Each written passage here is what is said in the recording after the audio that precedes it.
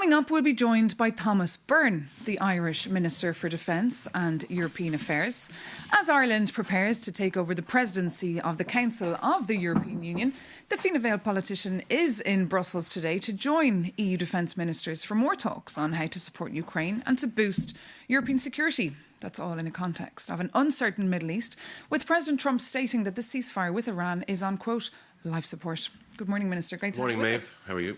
Good. So, look, you'll be meeting defence ministers today. You'll be joined by the Ukrainian defence minister. Should we expect anything concrete? Well, look, I think we will be discussing lots of issues in the defence sphere. We had the discussion yesterday at the Foreign Affairs Council on Ukraine as well. I think Ukraine is very, very strong and forward in people's minds in Europe. So the question is, how do we best help Ukraine?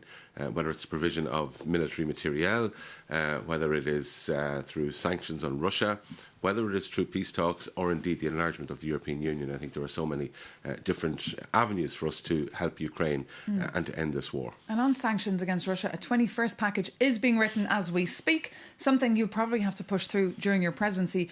Will it work, though, these sanctions? Well, look, we've achieved a huge amount. We have unanimity requirements for sanctions and we've got through 20 packages, so we'll do another package, we certainly hope, and work is ongoing in relation to that. Those sanctions have had an impact on the Russian economy, quite a significant impact on the Russian economy. They clearly haven't ended the war, but I think we need to continue putting the pressure on Russia and indeed on its people in order that they can somehow put pressure on Vladimir Putin. And this is the issue. The war is still ongoing. Some are floating the idea of potentially speaking to Russia, a conversation that's been going on for many, many months now. What is Ireland's view here?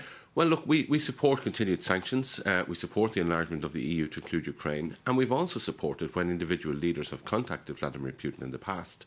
We think it is important to allow that dialogue to take place if it's going to end the war. Is it time for a special envoy, an appointee? Well, look, I mean, that's for a consideration for another day, and that's a Vladimir Putin suggestion this week. So I don't think I'm going to lean into that. I think the focus has to be to support Ukraine. We have peace talks which the Americans have been facilitating, and we've been very supportive of those peace talks. And if there were to be a place for the European Union, I think we'd be supportive of that as well. But of course, coming into presidency mode, Ireland, of course, has to take into account the views of the member states. And of course, Kai Kallas and Antonio Costa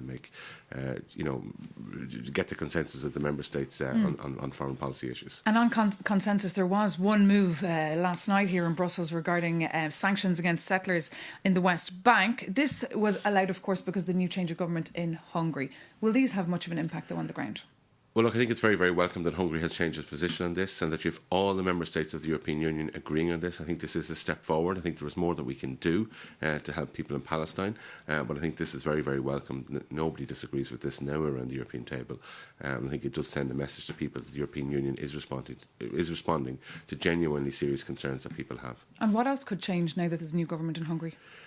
Well, look, we await discussions with them, but I mean, obviously the Hungarian government up to now has blocked the opening of accession talks formally with Ukraine. That's something that we'd like to see change.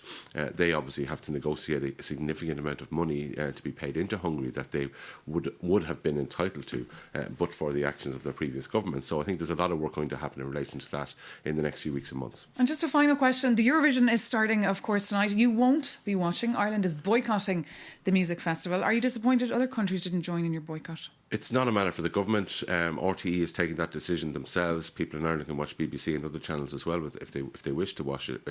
This is a decision that RTE has taken. And do you support it? We don't get involved. We're not Hungary. We don't get involved in telling the media what to do in Ireland. So I think it's important that they have their independence. They've decided this independently, and that's a decision for them to take in relation to their audience. The independence of RTE, I think, is something that has been critical and central to our democracy over the decades. OK, Minister Thomas Byrne, thank you so much for coming in to us, and best of luck with your long day of talks.